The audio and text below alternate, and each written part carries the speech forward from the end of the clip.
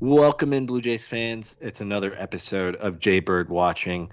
I am joined by Adam Corsair and Craig Borden. Wow, it's hard to believe that we finally made it to an episode where we can recap some actual meaningful baseball games, gentlemen. I know that the last few days haven't gone as planned, but still feels pretty damn good, doesn't it? It sure as hell does, regardless of certain things that have happened. Yes. Yeah. Like to say that a lot has happened, I think is a little bit of an understatement because there's some announcements today that we will cover later on in the show where that wasn't part of the agenda when I texted you guys this morning. So you know what? Blue Jays fans will try to get through as much of it as possible and cover it in as much detail as we can. Before we get into it, we are presented by Stadium Scene. Check them out. Great network podcasts all around. And give our podcast 5 stars wherever you can find us. Download whatever you guys want. We want to engage with you guys, have you on the show, and contribute to our Patreon too. And you guys will have guest spots where you can come on and join us. Wanted to get that housekeeping out of the way. There you go. Nice and clean sweep there. Thank you. Thank you. It felt rather professional. I put on my professional voice, so I'm ready to go. But yes, we have had 6 regular season Blue Jays games to this point. The 6th was today, ended about a couple hours ago, and it was a loss. But I want to touch on the good of the last 6 days. And my goodness, wasn't that series at Yankee Stadium so much fun? I know we'll recap the record predictions that we had for the first 2 series of the year. I think, off by memory, Craig, I think you had them going 3-3. I think I had them going 3-3, and Adam, I think you had them going 4-2. There it is. But yeah, I was not expecting them to win the series 2 out of 3 at Yankee Stadium last weekend. Adam, let's start with you on this one. Man, like, I don't know where you want to go first because there was a lot of good in that series. Like, you can touch on anybody you want. Hyun-Jin Ryu was fantastic on opening day. Marcus Semien is off to a fantastic start. Randall Grichuk looks like a man playing possessed and out of his mind, knowing that there's another character coming off the injury list, hopefully soon, in George Springer. And Julian Merriweather was just the talk of the first weekend. So, man, you have the freedom to go wherever you want there because that series was a ton of fun. How can you not start off with Merriweather? Yeah. I mean, look, this was sort of, I don't want to say out of the blue for me because when we captured some spring training action or at least glimpses of it, we saw some pretty good stuff from him, and all reports from previously when the trade was made, sending Josh Donaldson away. We were going to get someone that in a few years was going to be lights out, and lo and behold, here we go. He's just throwing gas, and the thing about it that I love is he was not intimidated by the moment. Opening series, obviously you're going to have some jitters. Obviously you're going to have some feels in you that may or may not interfere with your play. I don't want to, put that on a professional athlete, but I mean, we're all human at the end of the day. And on top of that, you're doing this in Yankee Stadium, the same mound that Mariano Rivera pitched on. This is a big deal. I'm sure baseball players are aware of this. He was poised. He was calm. He was just no bullshit trying to just win those games, and he did it. I was very, very, very impressed with what we saw from him. I'm not going so far to say that he is our closer right now. I'm not quite there yet, and that's not an indictment on him. I just really like Romano. But if anything should happen, knock on desk that it doesn't, to Romano, we have a very, very, very good backup in that position to close out some ball games. So I was encouraged with that. And secondly, and I don't want to steal anyone's thunder, Vladdy loved what I saw. Yes. Loved it. He was relaxed. This is the Vladdy that we were waiting for. Now, he's not mashing it, even though he hit a home run. He's not mashing the ball or like being an offensive, giant here. But he definitely looks like he's out of his own head. Even though he committed a pretty costly error today, he still looks comfortable at the position at first base. He doesn't look like he's trying too hard at the plate. He looks relaxed. He's hitting the ball hard. He's getting some air on the ball. I was really encouraged by what I saw from him. Even though it's only 6 games deep into the season so far, you got to be happy with that. And someone like Vladdy, I feel, deserves to be coming out guns blazing. So those are the two standouts for me. Absolutely. Craig, I don't know which way you want to take it from there. I don't know if you want to go Merriweather, you want to go somebody else, but follow that up with some thunder. I'm going to follow Vladdy being Vladdy all of a sudden. This is the first thing I'm going to notice for the first 6 games of the season so far is that Vlad Jr. looks like what I saw Vlad Jr. performance-wise in the minor leagues right now. The fact that when Vladdy is having fun at the ballpark, guys, you just know it's a completely different guy that you're getting in the batter's box. He is super focused, ready to go, and the fact that he has just been goofing around with the gang on the dugout like he usually does, I think it's insane that he's finally kind of looks like he's comfy 100%. And I think a lot of that is due to the spotlight being literally shared amongst a bunch of people at the moment. It's not just having him to be the guy on the show right now, right? And we saw that starting to come through. And I honestly, other than like Adam said for the defense today, that one miscue, he's looked like a very salvageable first base. And I'm actually kind of impressed. He's definitely looking very nimble over there, and then the bat obviously starting to do some talking. Unfortunately, like the offense has not been completely in sync yet anyways, but I think it's coming. So it's going to be very interesting to see. I didn't see the Julian Merriweather thing coming. I'll be blunt. I'll be blunt. As much as I like Julian Merriweather and his stuff, and it is nasty, this is what ended up happening to me after me and my brother were talking about putting him on our fantasy team after he had that first close in Yankee Stadium on was game 2, right? Mm-hmm. So I'm like, if the Blue Jays are real, it was the first game. The first game. That was the first game. That's right. So we were talking about like if we needed one more closer is what it really came down to, just to get some saves in that category. And I'm like, right now I'd take a wild card and pick him because he does have the potential and the stuff to do it. But is it right now is the question, right? Him doing that in Yankee Stadium, that first game on opening day, sealed the deal for me. It's Roberto Osuna in 2015 all over again, as much as I didn't want to bring that up. But the fact that he came out and just was nasty in that second piece, I'm like, saw him warming up in the bullpen for the close, and I tried to pick him up in my fantasy, and somebody else, as a Yankee fan, scooped me. I'm like, you've got to be kidding me.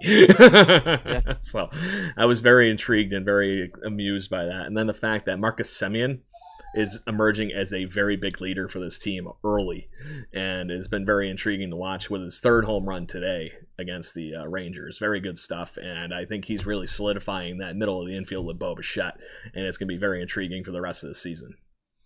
Yeah, no, there's no doubt about it. Marcus Semien has been super impressive. He was great at Yankee Stadium. I don't know about you guys, but I think one of those plays that go maybe not is not overlooked from opening day, but where he went into shallow right field and snagged that ball and just got it over to Vlad in time, saved a run, maybe even 2 if it got by Semien. I think that was when Chatwood was pitching. It may have been Phelps. No, Phelps had the bases loaded, I think, and he got out of it. But regardless, Semien's defense so far has been really impressive. From the very small glimpses I got to see of today's highlights, he made a very nice play at shortstop where he's playing today, and that's his natural position. But yeah, Semien was fantastic. And to your guys' points on Julian Merriweather, it's going to be super curious to see the route that they take with him, because we all know now what he can do when he's healthy. Like I think it was Mike Petriello or somebody from StatCast broke down the differences in velocities in his 3 main pitches. He can get his fastball up into the upper 90s, sometimes even 100. I'm pretty sure his slider gets up in the upper 80s, and then his changeup comes in just below 80 miles per hour. So it's almost 10 mile per hour differences on his 3 pitches, and they're all plus pitches. So they're going to have to be careful moving forward to not have him re-aggravate anything. But my goodness, it was just an incredible start for Julian Merriweather, getting 2 saves. I don't know about you guys. And Craig, I don't know if you want to pick this one back up. And then Adam, I don't know if it really bothers me to not have him anointed as the closer, because I'm sure there's going to be times when Romano comes in the 9th and gets a save, and maybe in really big spots in the 7th or the 8th inning. That's when we'll see Merriweather moving forward. Once Dolis gets going, I'm sure that will be the same for him. And another guy, even though his opening day outing was a little rough, David Phelps looks like he can be a high leverage reliever too early on. So, Craig, do you think that Merriweather will be anointed the closer if he gets another few save opportunities, or just keep it fluid, because that seems to be the way of the new age in managing bullpens?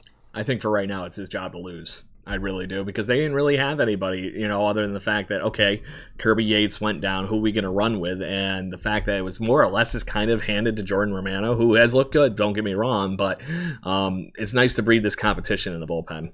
They're going to fight over those innings. I do think it will come down to Romano and Merriweather at this point. DeLeese still screams Jason Frazier to me. Great setup guy, but he has that piece where I just can't take that next thing over. I don't want to. I'd rather have him in that Scott Downs role and let him just run into the last couple innings, and then have the big guy to come over and take over that last piece of it. And I think Merriweather's stuff screams closer. I still would love to see him as a starting pitcher, but if you're building him back up from innings and all that kind of good stuff like he's been doing, don't even mess with it this year. Just let him keep running out there, build up the confidence, and just keep trucking through that freaking closer's role. And if he does solidify it that much and he loves the high leverage, it's even that much better. The Blue Jays will have somebody locked down if he continues on this trend. I'm not saying he's going to be infallible, but he's looked pretty damn close to that at this point. To that thing you were mentioning about the differential between his changeup and his fastball, there's 98.8 miles per hour to 80.1 miles per hour on the changeup. That's insane. And there's only about 8 other pitchers that have had that kind of differential, and it's pretty much Anibal Sanchez about 9 times. So, in different various seasons. And funny enough, Mike Morin. Yeah, exactly. Who I think we had him for about 5 minutes last year in the bullpen, and then he went sent to the Marlins. I think he was the relief pitcher, but either way, it's still crazy the fact that there is that big of a differential on his stuff, But the bullpen is very interesting. I do think they have the makings of a great bullpen, even without Yates. Just makes you wonder how nasty it would have been if we had him at the end of this. Just don't worry about it. It's over. You got to the 6th or 7th inning, and you're good, is what it kind of feels like. I just hope that they can scrape up some of these innings for a couple other topics that we're going to talk about later. Yeah, no kidding. Adam, what about you? Are you for keeping it fluid, or are you more along the lines of give it to Merriweather and then the other guys in the bullpen can battle it out for other high leverage spots? Yeah, I'm not quite there yet. I'm not quite there with him being anointed the closer, and I am for these situations to keep it fluid. I guess, for lack of a better way to put it, not to be redundant, but it is situational. I think Montoyo still has Romano as his guy to close out games. Happened yesterday. He was in the pen warming up. Happened today. He was in the pen warming up just in case the Blue Jays were going to tie up the game. I think it's if he can be put in those situations where the game is on the line. It's not that I don't trust Merriweather, but we have to understand that Romano had already pitched when Merriweather was put in. Right. So Romano was the guy that got the ball first in the last inning situation, the closing of the game, even though it was tied in both of those situations. Well, not both of them, but the point is, though, is that if you're looking at a 1-run game and the Jays are ahead and you need someone to close out the game, I think it's going to be Romano at this point. That doesn't mean that, maybe it's situational with depending on the position of the batter, left or right, it might make a difference to Montoyo. I'm not going to, divulge into the X's and O's in that. But from what it seems like in surface value, rather, is that Romano, as of right now, is the closer. Could that shift? Sure. It wouldn't surprise me if it would. But at least to start the season, Romano hasn't done anything to lose the job. Right. If you recall with Ozuna and Castro, I believe it was in 15. Castro was just erratic. He couldn't find the strike zone, whereas Ozuna had control and he had a movement with his pitches. So Castro lost the closing job because in the beginning of the season, Castro was the guy. So in this aspect, Romano hasn't lost the closer role. So I see no reason to move off of him unless Merriweather is dominating with his pitches, which it could happen. Yeah, there's no doubt about it. Yeah, there was. Yeah, I just can't get over how fun that series was. It really was. I don't know, what did you guys end up doing on Thursday? Because it was a 1 o'clock game and we were all working. Craig, I know you just started a new job, so I don't know. Did you record it and watch it later and go blackout on your phone, or what? What did Still you went do? blackout again, just like I Did did ya? on opening day. Yeah. And then today, because I was on a road trip, I actually, like you did, I think on opening day, I listened to the radio feed, which is super awkward. I'm not gonna even be subtle about it. Listening to them just do the radio feed and talk about graphics that I can't see, or they're like, Yeah. "Oh, did you see the sync on that?" And it's like, "No, I fucking didn't. I am listening to it on the radio." Yeah. Adam, what did you do? Did you have it on a monitor? I mean, I work from home, so Yeah. if you could see behind me, let me see if I can shift my camera. The TV right there, I had it on today. Sorry, I know my hand's in the way of the camera. He's sitting there with a laptop. Yeah, I had it on today on the television, but I had to pick up my daughter from daycare today, so I was listening to the radio feed on the way to close out the game on the way there. It's not, even though, yes, Craig, I agree with you that, when they reference things that you're seeing, it's not as bad as I thought it was going to be. You don't really get those sound effects and stuff from switching up angles and stuff. You don't really get those swoosh things when you hear like the logo come in, the Sportsnet logo come in or whatever. Sorry, I'm just gonna. I wish they would at least pipe in some of the ballpark noise or something. Yeah, on the audio I feed, can, because it just sounds dead. There's no. Don't get me wrong, I love Siddle, but there's only so much enthusiasm even he can bring to the whole thing. So, yeah, I mean, look, I don't mind Buck's voice that much when it comes to a radio thing. I think it's fine. It's not ideal, but it's not as bad as I thought it was going to be. So, game one, I had it on my second screen on my computer, working from home. Of course, I was working. Yep. Game two, I was able to watch it on the television at night. And today I just had it on the television behind me while I was working. So it was fine. Yeah, no, absolutely. I know on opening night or opening day, I went blackout, and I made it somehow. I've tried that in the past, and I've just been way too tempted to either check Twitter or check my phone or just see what's going on. So I turned it off completely, finished work, ran a few errands, got alcohol for the night, and then turned it on around 7:30 and flipped through the commercials. And I'm just so happy I did, because just the mood that I had going before going to bed was incredible.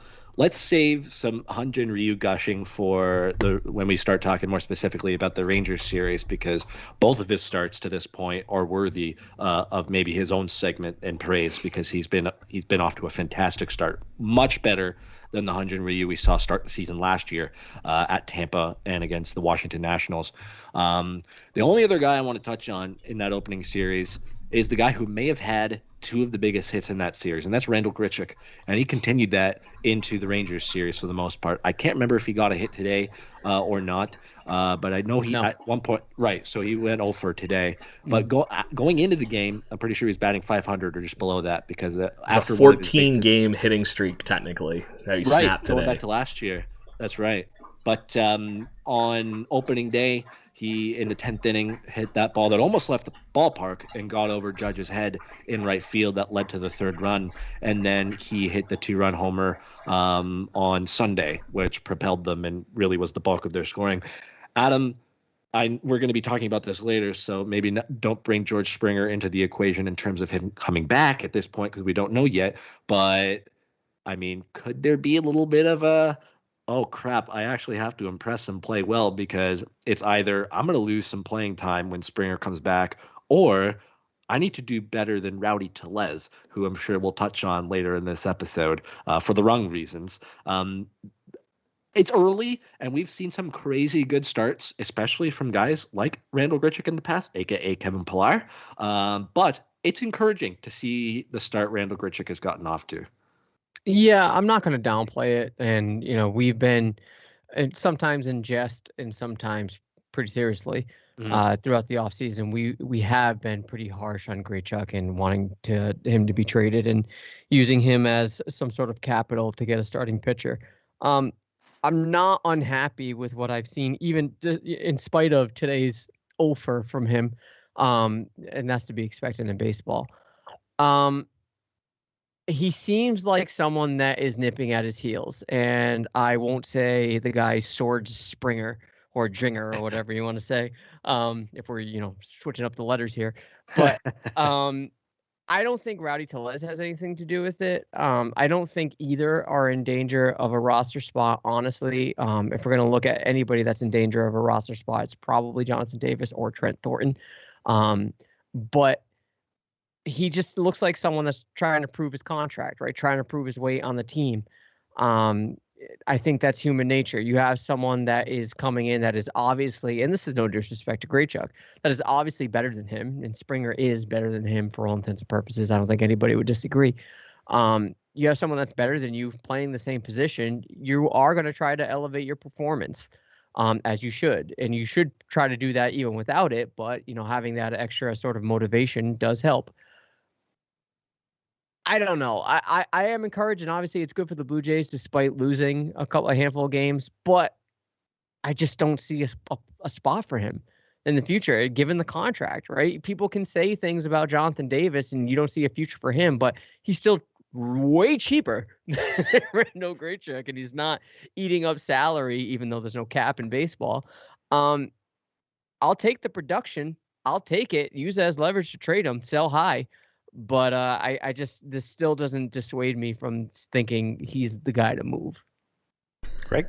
I'm going to give you the opposite of that, ironically, Adam, because this whole thing with George Springer, or whoever you just said a minute ago, Jan. George Springer. That's what it is, yes. Has only scared me. And maybe he's going to end up being just to keep Springer's bat in the lineup more. Maybe he's going to have to DH more, which right now our DH spot has been a black hole of offense with Rowdy Tellez still looking for his first hit of the season. He had Joe Panic in there one game, and then it's been just shuffle and insert name here, right? Would it be the worst thing in the world to be shuffling all four outfielders and then just find a bench spot to have Davis there just to be the defensive specialist at the end of a game or the steal a base like they did today? I really wonder how much of that is really going to play into this whole thing, because if that's the difference between especially easing Springer in after these couple injuries, let Grichuk run out there. If he gets hurt, oh well, who cares, right? If he's doing well, great, it's good. But right now, with the offense we haven't been getting from anybody else, I figure that he would be the hot hand you would run with in the DH spot if you had that other name in the lineup. So that's where I'm at on it. And if you get something, at least at that point, if you get what you want for him in trade, rather than just hoping to get a flyer and dump salary, because right now, I'd rather pay him and have him as that contingency plan if Springer is at least not going to be able to play center field. I would rather have an outfield right now like we are having than having to worry about the ramifications of having to see Teoscar play center field again, or having to worry about Lourdes, who has been looking great in left field since we moved him there last year?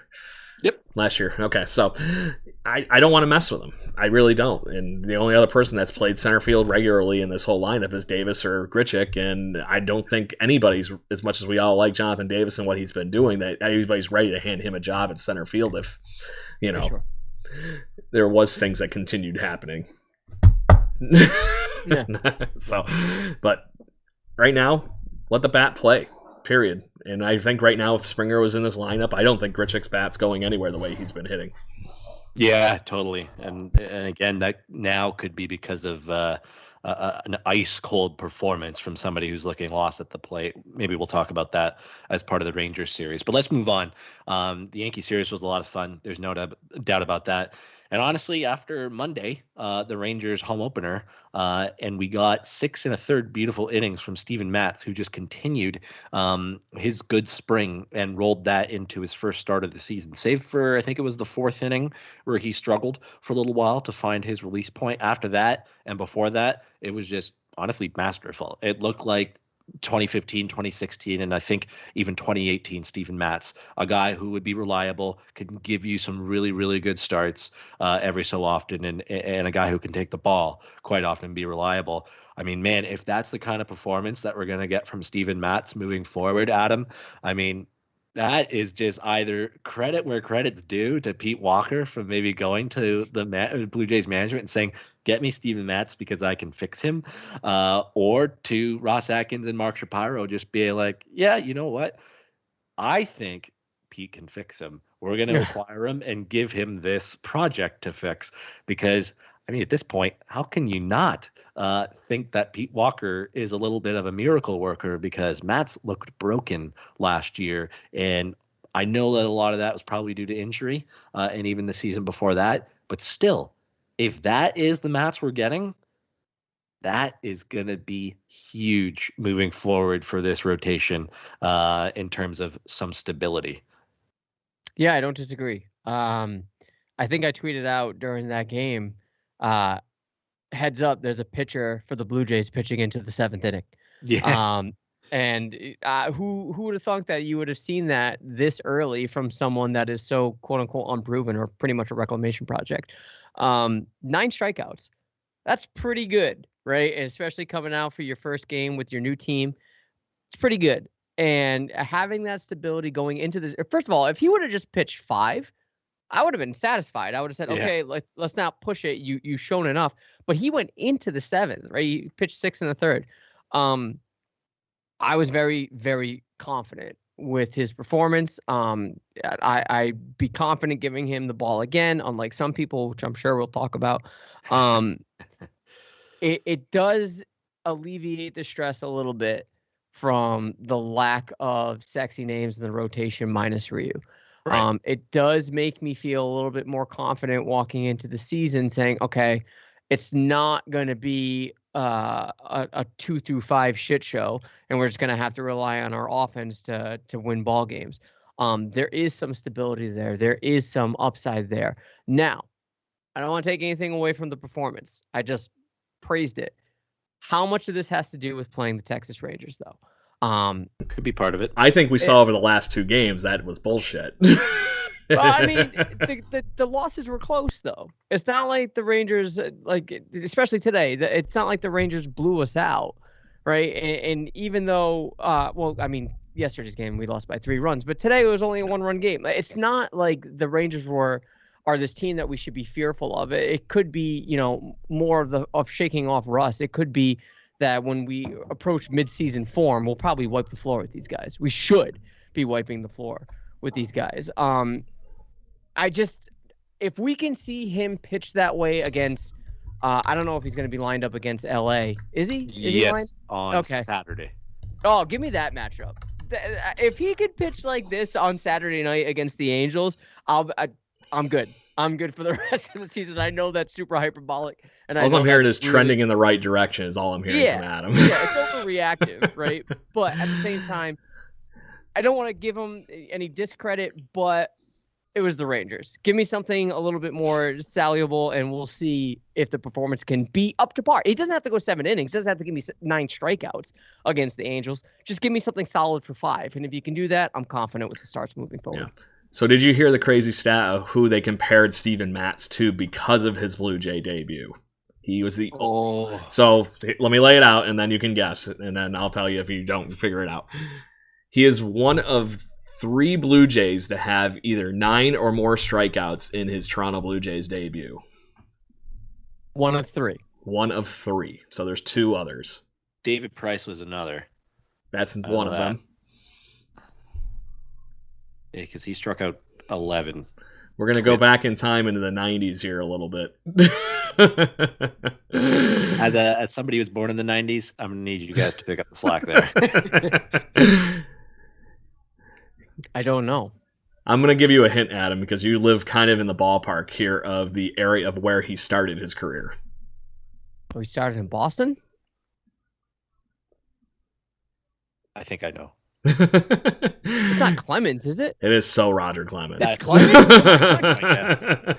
The Rocket. Okay. Yeah. Apparently, I even stumped our fans on our, here too. So that's fun that I got everybody with that. Apparently, I'm the only one that listened to the broadcast. It blew my mind when I heard that because they said that I think in the eighth inning after he, the bullpen obviously had taken over the game at that point. Somebody was digging deep into for for everybody to go for that one, I think. But like you said, how epic was David Price's debut? Obviously, this isn't the scale because it doesn't have the playoff clout or anything with it. But I believe, did he throw 7 innings? I think, Brendan, during that game. Yes, I think it was. It's 7. I think it was 11 or 12 Twins he struck out. And then bought awesome bathrobes for all the Blue Jays that looked like their jerseys. Yes. Remember those? Did he get motor scooters too? Yep, I think he got something like that too. David Price is a cool human being. Period. So, but yeah, no, I was very intrigued, but I'm waiting to see more. But at a minimum, what this proved to me is they actually have a chance to get something good out of this. And it's not just a chance, I guess. It would be more than he's going to be an average pitcher in our rotation for the season.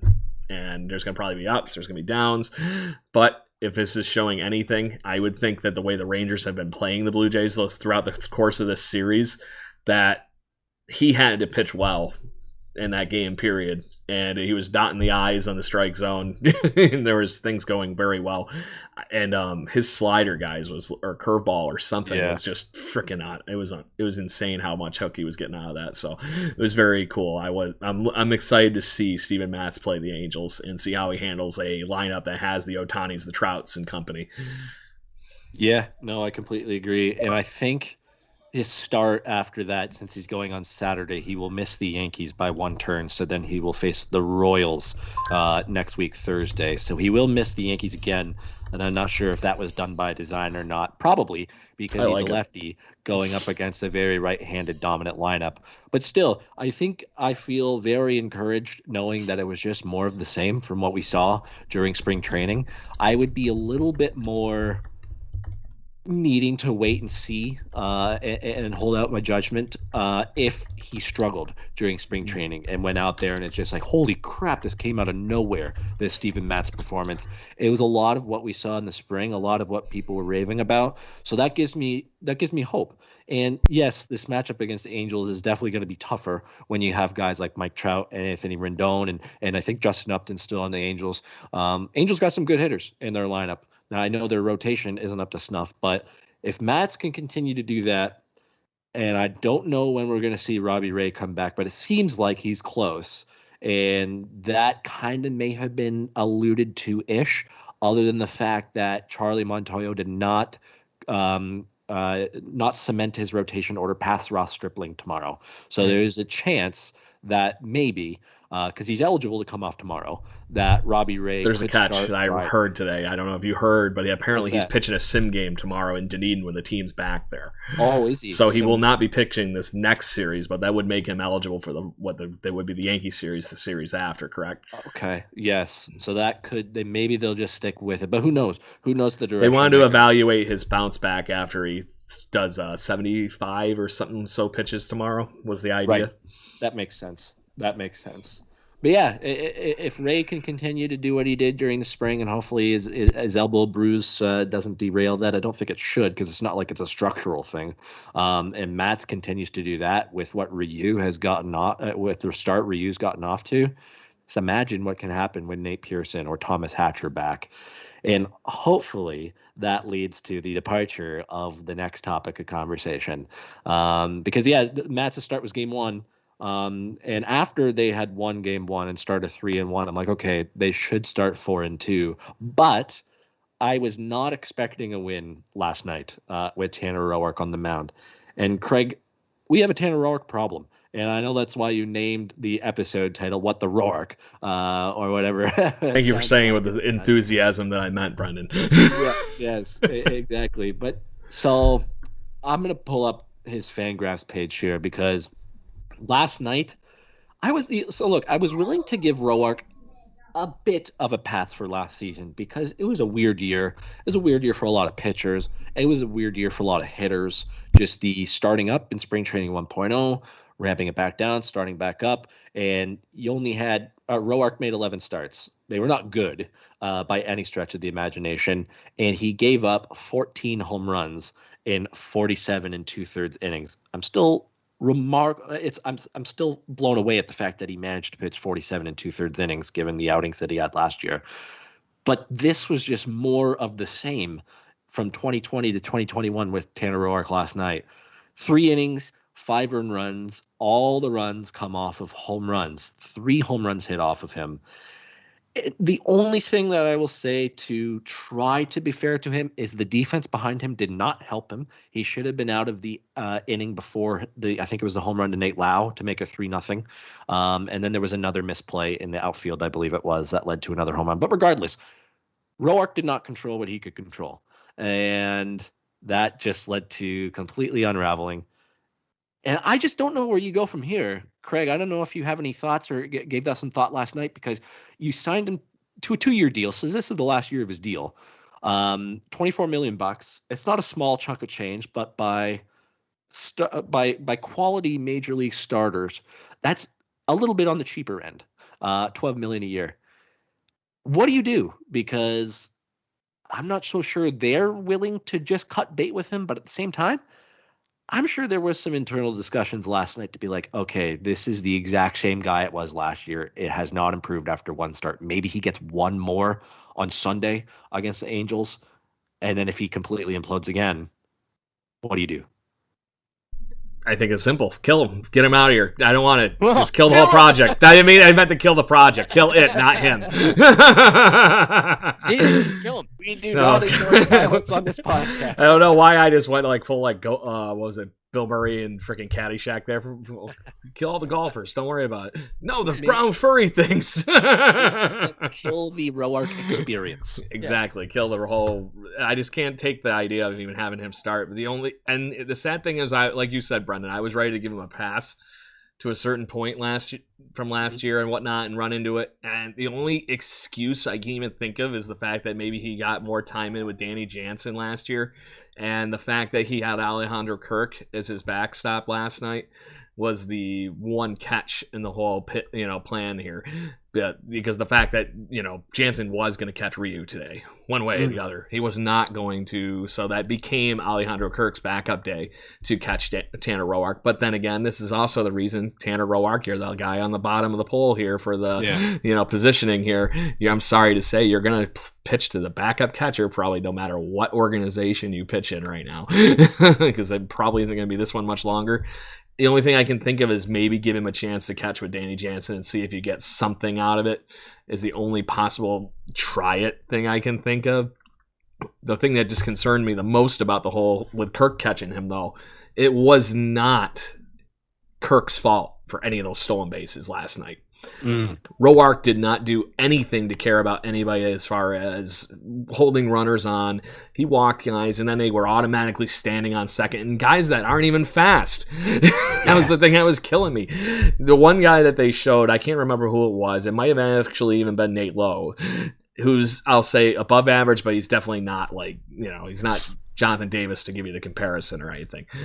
But him stealing second base and him being halfway to second base before Kirk even has a chance to even start popping up because he doesn't even have the damn ball yet.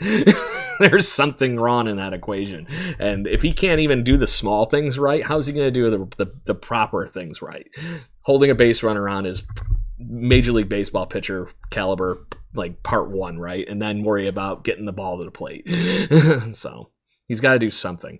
And I don't see where he fits in on this team at this point. Right now, you're going to get at least this same quality that we just saw in this start out of a rookie. I don't even care which rookie. Throw somebody out there, and it will happen. I think that it's either going to be that same thing or it's going to be better. I would even go to the point of what was the kid? The Rule 5 draft. Oh, guy. Luciano. I would almost give him starts right now over Tanner Roark. Not even kidding. I wouldn't even question it. Just because he's hungry enough to actually care, I think. That was the other thing. It just seemed very, like you could just see him getting more and more angry about it, which almost pushed his whole mind out of it. Right. Adam, how many more starts are you giving Tanner Roark? Because for a team that is planning on contending this season and making the playoffs, maybe challenging for the division, but you're going to need to at least contend for a wild card spot. With the way Tanner Roark pitched last year and started his season last night, I don't know how you can expect a win whenever he's on the mound. So how much longer are you riding it out with him?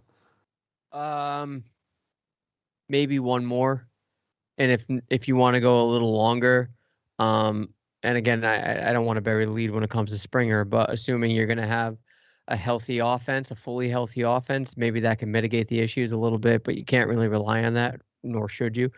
Okay. On the one hand, when things break down for the Blue Jays outside of Tanner Roark, we say, okay, it's early, we can't overreact. I'm not saying we should lend Roark the same courtesy, but at the same time, it is just one start. And I know I just sort of previously shit all over the Rangers, saying, well, it's the Rangers, we should be trampling this team. Yeah. They did trample Roark, to their credit. I'm not going to take anything away from that. I'm not at the point where I'm just like, he's dust after one start. If it happens again against the Angels, you sort of have to have this balancing act of, well, the Angels, their offense is projected to be pretty good. How much of that is Roark? But at the same time, he can't be a liability for this team to win ball games if they're going to compete for the division, or a wild card even. The alternatives are there. You have K, which I'd be very much for having Anthony K in this rotation as of right now. So I say just give him one more start. Give him one more start, see what it is. You can pull him early. The bullpen has been pretty good. Yes. So we even saw Trent Thornton. Yeah, I mean, it could be better than Roark. But if you're gonna utilize that, you have him on a short leash. If he looks like he's giving up, meatballs up there within the first 2 innings, you got to pull the trigger. I think he just pitched 3, right? Yep. Against, all right. That probably realistically should only be maybe 1.5 though. Yeah, exactly. He gave up what, 3-4 in the first inning? Yeah, and 4. And it was 4 home runs total though, right? 3. It was 3 total, 5 runs. At least a 2 run. Yes. Okay. Yeah. Either way, so see how quick I pushed it out of my mind. I didn't even want to think about that anymore. Just I know. I would just give him one more start, and if he performs the same way that he did, then you gotta eat it. You gotta eat that money, and then we can just kill him. Thanks for not letting me get away with that. Kill it. Yeah. The whole project. I'm done with it. Experiment failed. Yeah, no, this experiment has failed. Look, going back to the signing of Roark in 2019, even before Ryu, I think most people could rationalize it. I think people realized he was coming off a pretty bad year with the Athletics and the Reds. He gave up a lot of home runs that season, but he was only a season removed from being a serviceable back of the rotation arm. And he's a guy who's durable. He's going to make his starts. Like, it's not like he's throwing these crazy sliders and curveballs. Like, his arm is durable. So looking back when they signed him, I understood the signing at the time.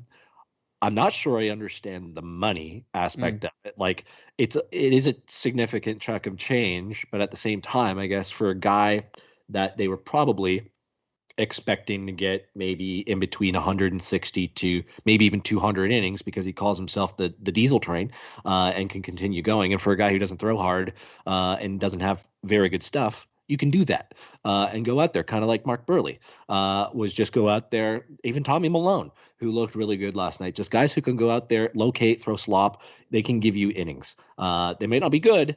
They might be about 4 runs over 5 or 5 runs over 5, but it keeps you in a game. Giving up 5 over 3 does not keep you in a game. And if Roark went back out there for the 4th or the 5th, it would have been probably 7, 8, 9, nothing. I don't trust his fastball one bit. Like, that by far. I don't think he trusts it. I don't even know if he does, because that's the pitch that consistently got hit out last year. It's flat. It's like 90 miles an hour. The only pitch that looked good last night was his curveball, where he was able to get it over from time to time, but it's just not consistent enough, and he's not good enough at hitting his spots. So, all in all, I think I'm with you, Adam. I think he for sure starts on Sunday. I don't even think that's a question. Once Pearson and Hatch are ready to go, I think the closer they get, the temperature on ROARK's job continues to heat up. But if he goes out and throws another clunker, and it's another 5 runs in 3 innings or worse, I just don't know how you can justify it. I don't know. Maybe you send him to the bullpen and just have him as a long man. But even then, a long man, 3 innings, he just gave up 5 runs over 3. So there really is becoming no home for Tanner Roark.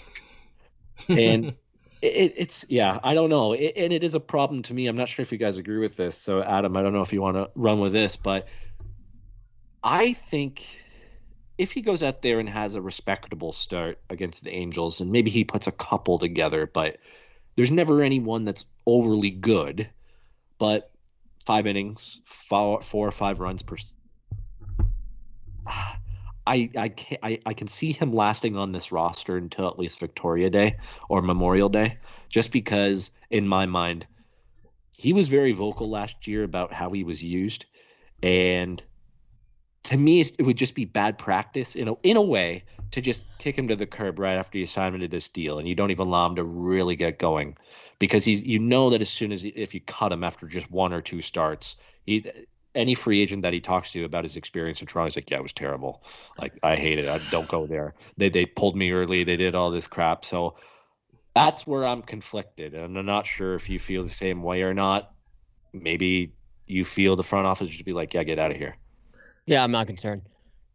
Who's out there looking for Tanner Roark's advice about signing with Toronto? Like, who is consulting? They're going to look for Springer, who's having a freaking riot, is sitting on the bench right now, talking with Lourdes Gurriel Jr. apparently about the geography of the United States, is what Hazel Mays said. Yeah, I think it was Alabama. I think it was Alabama. Yeah, I'm not concerned about that at all. Look, I do partially agree with you there. There are some things that I can extrapolate from that. I do think that maybe after 2 starts, and again, we're being hyperbolic. We're saying a lot of these things in jest. I don't think we should just get rid of him. I just don't think he should be a member of the starting rotation. Look, if they're serious about winning games, it's not about people's feelings. It's not about people saying, "Oh, well, we invested $12 million into you, so I guess we have to keep you on the roster." If you're not winning games, you are hurting the team. It's not 2017, 2018 anymore. I'm sorry. It'd be nice to act. This team has the potential to be one of the best teams in Blue Jays history. Let's start pushing the needle a little bit here, and it includes like you're going at. No. I just think that when it comes to having players on your team, the GM's job is to field, or at least have available for the manager, the team that's going to win ball games, right? And Tanner Roark is going to inhibit that process. You as a GM aren't doing your job to make this team better. You are just settling for mediocrity at that point. And I don't think that is Ross Atkins' MO.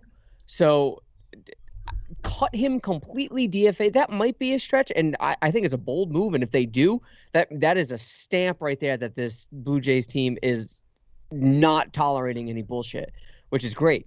But if they say, look, we're going to transition you to a bullpen role because we have invested so much into you, so we're going to see what you have in that way. This is your put up or shut up at that point, right? Exactly. As a starter right now, you have to earn your next start. Yeah. And if you give us a reason to not earn that spot, or if you give us a reason that you shouldn't be in this rotation, we're certainly going to take notice of that, and we're going to capitalize on it. I think I had one of my most popular tweets in a long time, and it was I literally put out yesterday during the game. I said, no one would have thought that I would have ended this evening by saying Tommy Milone stopped the bleeding in this game. Yeah. It was just like crazy to me. It's true. Yeah. He did pitch pretty well, actually, Malone. I was impressed. For 3 innings, 1 earned run. Yeah, I'm pretty sure that's what it was. So that would be your argument for putting him in the bullpen. Is he better than somebody like Tommy Milone? No. I mean, I'm sure to both of your points, that's probably the next logical move when somebody gets healthy, whether that's Ray. Maybe they're saving Ray for Sunday. See if he bounces back from a sim game tomorrow, and maybe he takes Roark's spot, and they're like, we just can't afford to have you in the rotation anymore. But at the same time, I'm sure they maybe have a set number of starts where they can be like, okay, this is enough of a sample size to start the season where we know it's not going to get any better. But again, there was nothing last year to suggest that it could be better. I have a good interjection here from the Twitterverse. Oh, Sure. We should get rid of him just like how the Rangers got rid of Odor. I mean, Stinky is what he put him as. Just trade him. Well, I mean, would I trade him? Yes. Well, who's going to take him would be the question. Exactly. I'm surprised that the Yeah. Yankees had any use for Odor. Yeah, I mean, like talking to Rich, they did get a couple prospects back, which they're not anything that jump off the page, but at the same time, it's a roll of dice. Letting him walk for nothing, and the catch to that is that the Rangers are eating the entire contract. Yeah, so it's a free thing for the Yankees. So at that point, you're getting literally free depth. So you might as well capitalize on it. For a team that's going to definitely be pushing the playoffs. Yeah, if the Blue Jays were like, yo, we'll cover a salary, give us 2 lower level prospects for Tanner Roark, you're not going to get that. Yeah. But if some team was willing to, like, yes, let's do that. Maybe we can get Brett Wallace back for a third time. Why the fuck not? Why not? Why not? You know, the one team I think would be stupid enough to do that would be the Rockies. So they should call up the Rockies and be like, hey, give us one guy in the lowest low of A or your worst like AA prospect. And I would even take their cast off right now. I wouldn't even. Who do the Rockies just want to burn and get out of the freaking town, right? Yeah, they definitely have some bad contracts on their books, so you never know what could happen. But another one was international bonus money. Did somebody give us some money on that too? That was another one from the Twitterverse too. Yeah, that's true. Just true. Internet bonus money, whatever it is. If you can find something to not give them away for nothing, that we know would be it's fine. Being no. I know we're starting to run a little bit longer. We have some topics of conversation to get through. You guys want to touch on Hyun-Jin Ryu quickly? Because I think he deserves his own little bit of a segment before we run through some other ones. Ryu on opening day, as we mentioned, went 5 1/3. He struck out 5. The impressive thing to me was that after giving up the home run to Gary Sanchez, he just locked it down right after that. And Ryu had a tough start early. I believe it was in the second inning, maybe the third inning, where he gave up both of the runs. And again, he locked it down and give up another run. He had the bases loaded with no out in the 7th inning of this game. Blue Jays down 2-0, and he got out of it without giving up a run. The start Ryu's off to is the guy I thought we were getting, and I know he showed that so many times last year, but just the start to the season alone just has me so much more encouraged that we might be on the verge of seeing the Dodgers Hyun-Jin Ryu, because last year he started some really, really good games, but his pitch count would always get really, really high going into the 5th or the 6th inning, which was really why he didn't go into the 7th. But today, quick innings, even the inning where he struggled. I'm pretty sure he entered the 7th inning with like 75 pitches, maybe even 80. Something I'm pretty sure it was under 80 pitches. So it's like, no brainer. Of course he's going back out there for the 7th inning. And that's what he did as a Dodger. So Craig, from what you've seen from Hyun-Jin Ryu throughout his first 2 starts, both really, really good. Do you believe we're about to see the Dodgers version of Ryu? Because I think we didn't see that true Dodgers version of Hyun-Jin Ryu last year. This is a guy that competed for a Cy Young that we've seen these first 2 starts. Literally a gold star in the standard for what pitching should look like, right? But it was a thing of beauty. It really was. It was one of the best opening day pitching performances I've seen by a Blue Jay in a long time. And just to see him do that same thing, to listen to him do that today when I was listening on the radio, it was very fun. And I think it's more to look forward to for the Blue Jays fans. And even last year, we might not have seen it in a collective like full-on piece, right? But he still had a similar stat line for when if you shrunk it down to 60 game season from those previous years with the Dodgers. So I think we've been getting what we paid for from Hyun-Jin Ryu, and we actually might be getting a little bit more at this point if he continues to do this kind of stuff. You need to score some damn runs and get him some more wins, because right now he should have 2 wins. Yeah, totally. Adam, what about you? Yeah, talk about another player that pitched into the 7th. Actually pitched a full 7 today. Minus the home run allowed and, the 2 runs, he was phenomenal. He looked great today. And opening day against the Yankees too. I think the Blue Jays right now, and again, this is indicative to what we were talking about heading into the spring and the confidence that we had in him as the leader of the rotation. It's almost like, even though we lost today, and again, credit to the Rangers, even though we lost today, he's reliable. He's one of those guys that you just don't have to worry about the start. It's sort of like a kick back and relax and watch. And we really haven't had that maybe since Price and before that Halladay. Yep. So to me, this is just confirming our confidence in him leading up into the season. I like the aggressive approach. I think in the first game he only pitched 5 innings, if I'm not mistaken. 5 There you go. Okay, so at that point, I was thinking to myself, all right, this is typically what we're going to see out of Ryu from Montoyo, and maybe it is legitimately just a pitch count kind of thing. But it was today seeing him go 7 with 7 strikeouts. I'm thinking to myself, okay, this is, if we can get this sort of dominant performance and have the leniency to go deep into a ball game, and it's still a relatively close game. It was only, I think, a 1-run game come the 7th inning.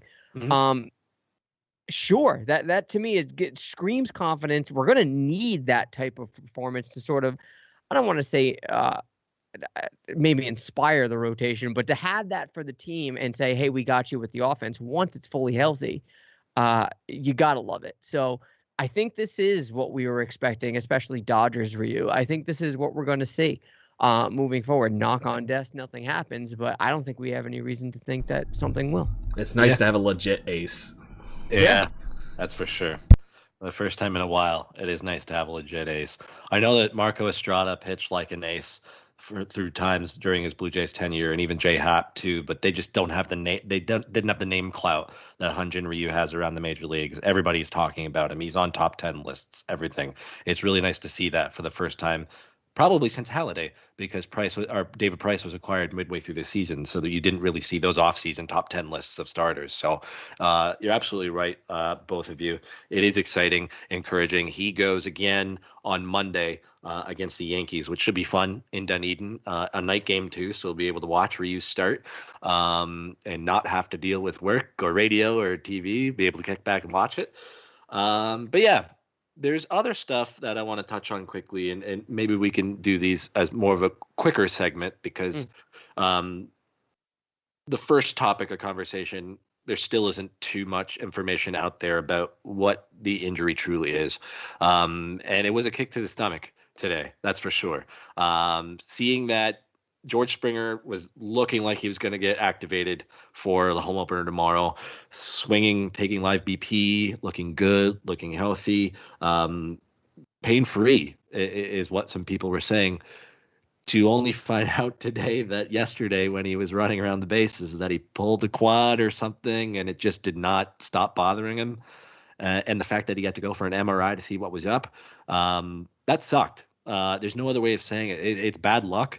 I know some people that are not true Blue Jays fans were replying to Wilner and replying to other beat writers saying, I knew this would happen because it's only the Blue Jays. But it's bad luck. It sucks. And there's nobody else that would rather be out there more than George Springer. You've seen it from the way he's been on the bench. So, Craig, I don't know. Like we don't know much at this point. We don't know how much longer he's going to be out for. I'm pretty sure it's safe to assume he's not getting activated tomorrow. Maybe he might miss the homestand. He could miss the Angels series, whatever it is. Are you optimistic that this could be something that just needs a couple days, or are you a little worried that this could be a little bit of a longer term thing? My assumption is the way they were talking about it is still like a minor thing, and that MRI was still more precautionary to make sure it wasn't something worse than anything. But right. It is obviously a scary thing. But I'm still in the school of thought of I don't care how long it takes, get him 100%.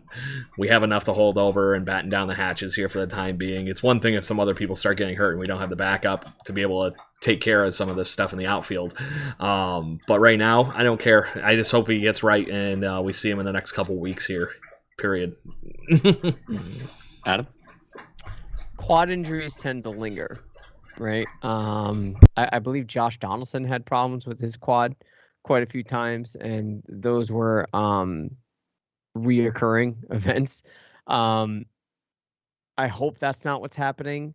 And so obviously I agree with you, Craig. I want him to be 100%. That being said, I feel like as Blue Jays fans, we've seen this song and dance before when it comes to injuries. When it comes to precautionary MRI, we'll let you know the results, and then we never know, right? And they just say, oh, it's still a quad injury, and then or he just all of a sudden appears in uniform that day, gone. right? Yeah. I think that, uneducated, not a doctor, not in the medical staff, just historically as a Blue Jays fan, don't be surprised if you don't see him till May. I saw a few people say that today, and I thought that could be true. Yeah. And to your point, Craig and Adam, you agree with it. Get him healthy. It's making the decision easier to do that with the way Grichuk has started. Yes. So right out of the hot bat, Randall's going to cool down at some point. You also know that Teoscar and Lourdes are going to heat up, so that will level everything out. But yeah, I think the decision's a little bit easier. I'm not so optimistic that we'll see him this homestand, but maybe for the next road trip to Kansas City and Boston, starting next Thursday. But again, we don't know anything, so that's why I thought this would be more of a little quick hit thing. Speculation. Yeah. So we'll see. We'll see what happens with George Springer. It just sucks, and I know that everybody on Blue Jays Twitter, it was a collective gut punch. We were all getting so excited to see him. He was clearly excited to come back and play. He's having a blast in the dugout with these guys, clearly fitting in with his teammates. But yeah, it's too bad. Just to interject real quick. Yeah. Don't be surprised if it's that West Coast swing. Oh, which one? That makes sense. Oakland and then Houston. Oh, could you imagine? Don't be surprised if it's that West Coast swing. That's all I'm going to say. Because here's why. They've already said that when they go back to Dunedin, they're also going to start vaccinating people. Right. He's going to be the first.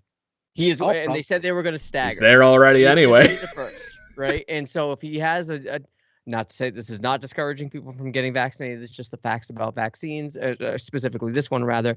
There are a sort of side effects or symptoms after the fact that you might be a little run down. They're going to give him rest after that too. So you don't want to bring him back from this. Then he gets his second dose, and then he has to take more time. Let him have it all at once. Just it's like keep an eye on that West Coast swing. That's not a bad call at all, actually, now that I think about it. Because, yeah, they are opening. They can go get vaccines starting tomorrow. I guess they're probably getting close to being landed in Florida. Probably already are. But, yeah, that's a good thing about them returning to Dunedin. So this other topic before we get into Pick the Click and reviewing all that stuff and making our predictions for the homestand before we record next Wednesday, probably deserves a longer conversation than we're going to give it. But Ross Atkins today, Blue Jays announced that he had signed a 5-year contract extension. I don't know, Adam, you want to take this one first? We can expand on it next week. It's your week. I don't want to tell you what to do, what not to do, but maybe it's a longer conversation for next week. But what were your initial thoughts when you saw that? Because I didn't pay too much attention to the reaction of Blue Jays Twitter. So I can't really chime in on if it was a sense of excitement or kind of like the Charlie Montoyo news where it's kind of like, oh, okay, that's fine. So I don't know. What were your initial thoughts when you saw Atkins' 5-year extension? Not surprised, given the fact, didn't Shapiro get an extension earlier this? Parallels it. Yep. There you go. Yeah. It does not surprise me at all. They're attached at the hip.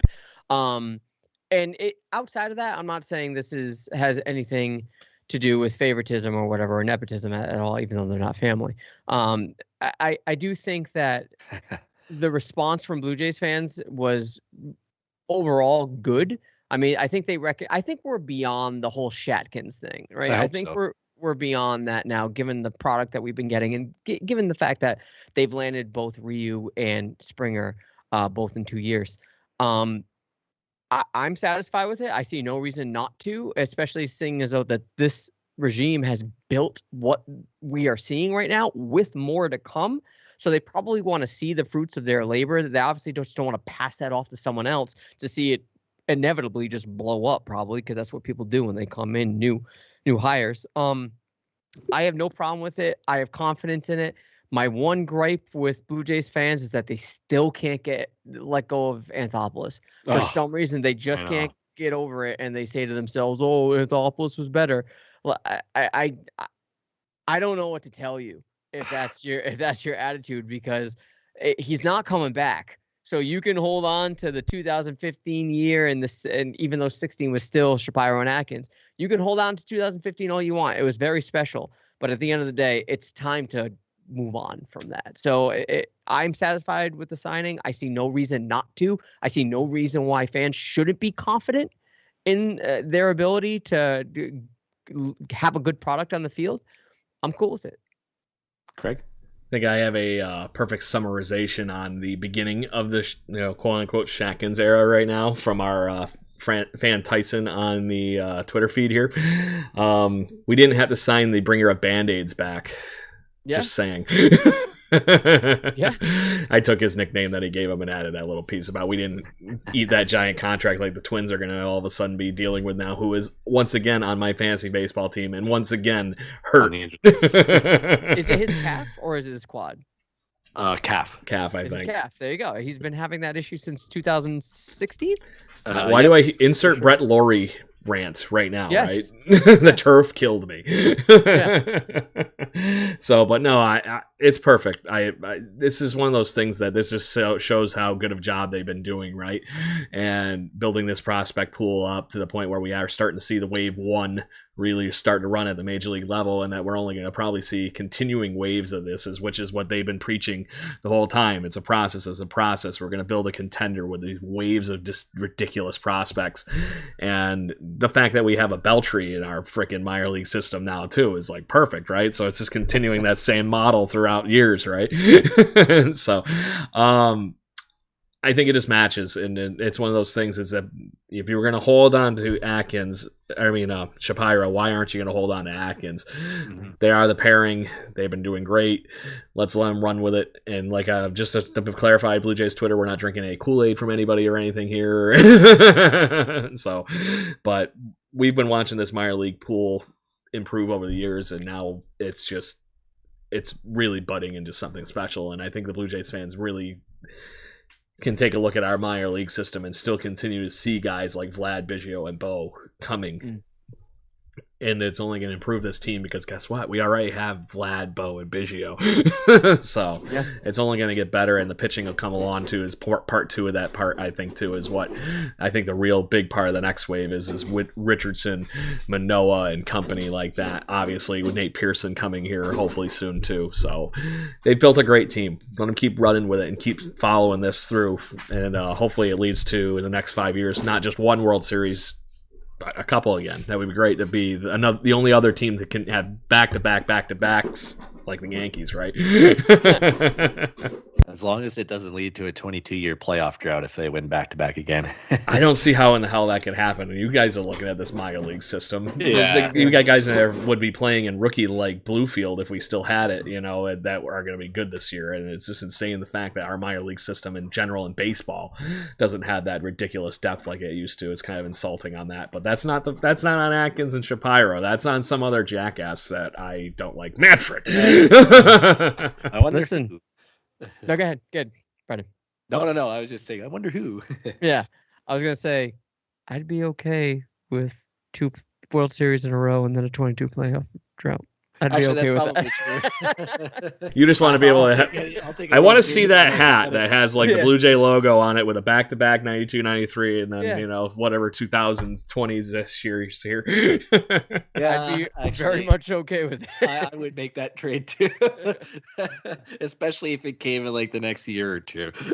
That would be swell. But Craig, you nailed it with the waves comment, and the wave one is here in terms of the prospect growth that they started when they took over. That's Vlad, that's Bo, that's Biggio, it's even Lourdes, and then making trades to supplement that wave. Teoscar, free agent signings to cement the core the last few off seasons. And then wave two is guys like Groshans, Austin Martin, Alek Manoah, Simeon Woods Richardson. So the position player wave is here, and I know there's still some to come, but the next wave truly is the pitching wave. And that was what the system was bare of, and that was high quality starting pitchers. It wasn't too long ago that we were hoping and praying that Connor Green and Sean Reed Foley would be our top pitching prospects and leading the rotation for years. Wow. Look back at that in 2017 and compared to now when we have with Richardson and Manoah and Joey Murray and all these guys. It's a remarkable job. It's a well-earned contract extension for Ross Atkins, and I don't know how anybody now can look back and be like, I wish we still had Alex Anthopoulos, because I'm not sure AA would have been able to build this much of a good farm system like these guys have. I'm really not sure. And it's nice that all the fans that were complaining about trading away their favorite players from the Anthopoulos era are now seeing these guys that they traded for. And the prime example is Julian Merriweather from this past weekend. I know a lot of people were pissed off, and I was. We were. All of us on this podcast were a little upset at the return for Josh Donaldson, but the way it's looked this past few days, just like, okay, I can move on from that deal now. I think we've won that deal at this point. I can move on from that. It's looking nice. So it's a well-earned 5-year contract extension, and I think we should all be very excited for the next 5 years of Blue Jays baseball with those two leading the way. And with that, Craig, get out the master sheet. I will turn things over to you and take us through the record predictions we had last week. I know I teased that at the beginning of the show, but then also go over our picks to click, and then we can all go picks and record then, because we were going to use the record as a tiebreaker, right? Is that what we were doing, or are we doing a point each? Whatever you guys want to do. I mean, I'm down to keep track of both and just see who gets it right each time. 2 different categories. Well, I'm going to start with our illustrious guest from last week, Ari Shapiro, in the guest spot picks the Danny Jansen and a 6-0 start. I'm sorry to say, Ari, the guest spot I think is definitely a fail at this point. That's in 4th place out of 4. Yeah, that's a crisscross. Our host this week, Brendan Panikar, had Marcus Semien with a 3-3 record. I have a strange feeling like my 3-3 guess is the fact that it was backwards, though. 3 wins against the Rangers, 3. Yes, that's. I thought it was going to be 1-2 against the Yankees and 2-1 against the Rangers. BE specific, right? Yeah.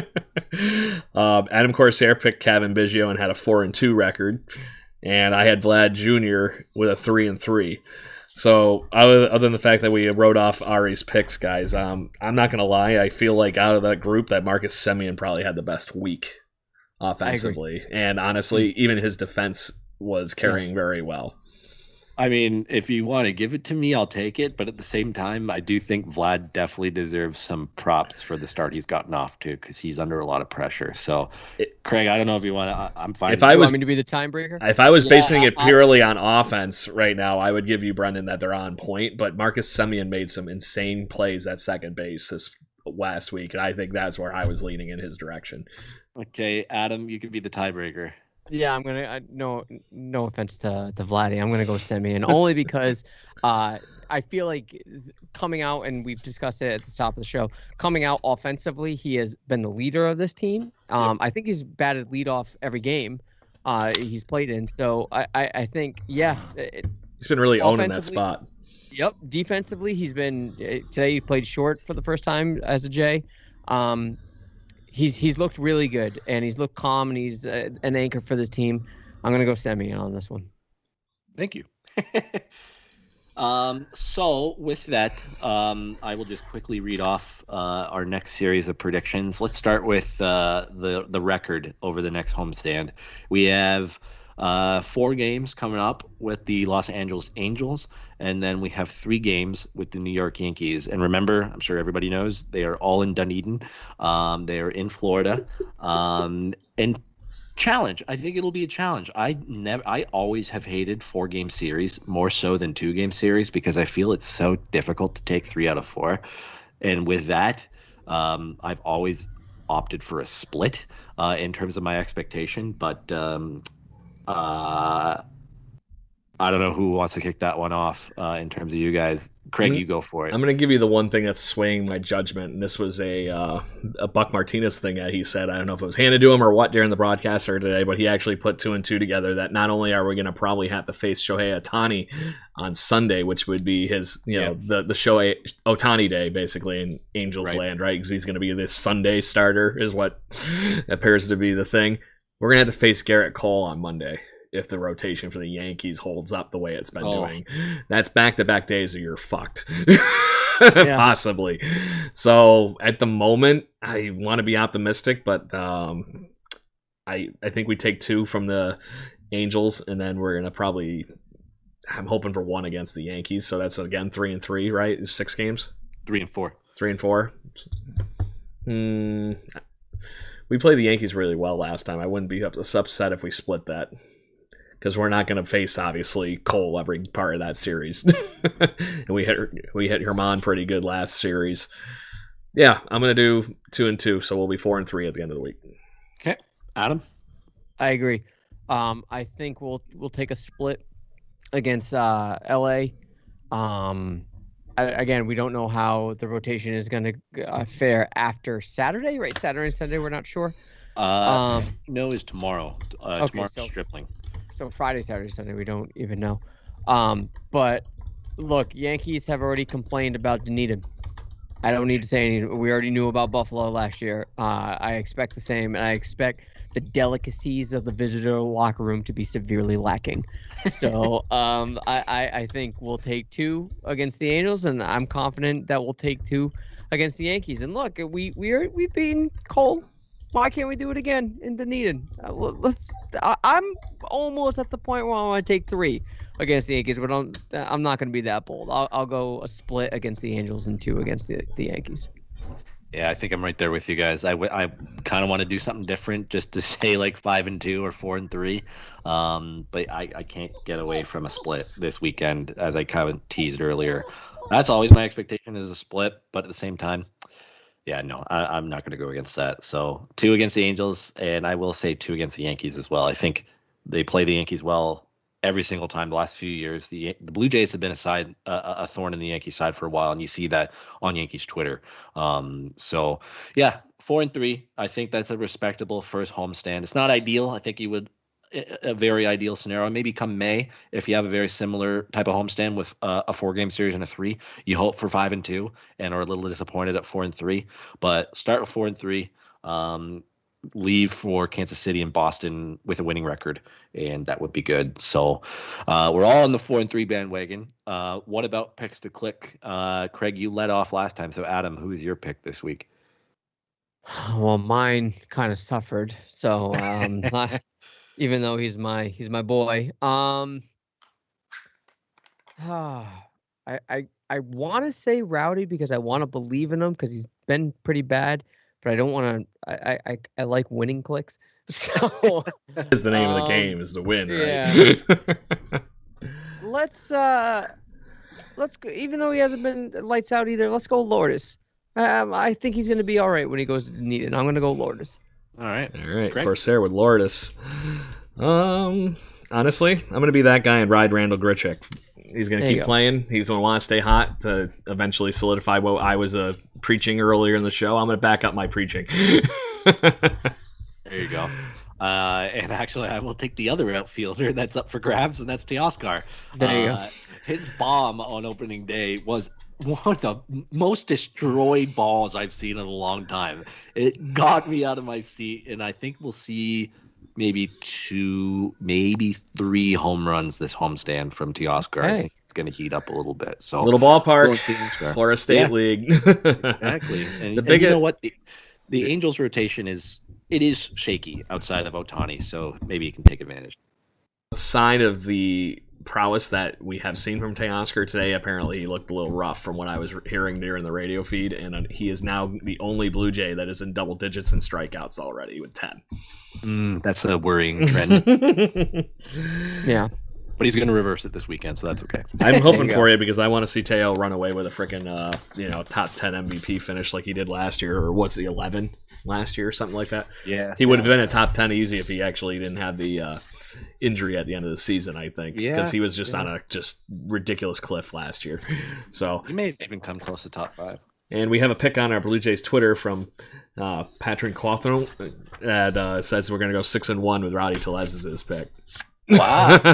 Whoa! There it is. 1. I mean, I love the optimism, but hey, I'm down. I'm down with that. I will say this to his bit here: if Rowdy Tellez goes off this week, I think we might actually be 6-1. Just saying. Yeah, that's crazy, actually.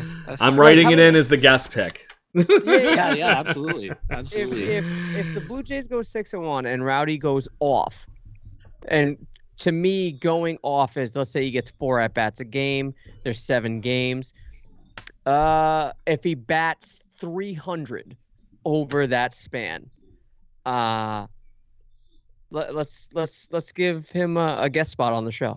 There it Sure. is. We've already been talking with him a lot tonight, and he's been very active, and I'm glad to have all the people that have been participating on the Twitter feed this night. I'm glad you all listened to my call out during my quick hits each morning and the last few weeks. So it's good to see everybody coming in and out of the Twitter feed again. So happy opening week, everybody, for that whole thing, and I'm glad to have you. Yeah. I know this episode went a little bit longer, but hey, it's very exciting to have regular season ball back to talk about. And I think it's a testament to the job the three of us have done the last 2 years.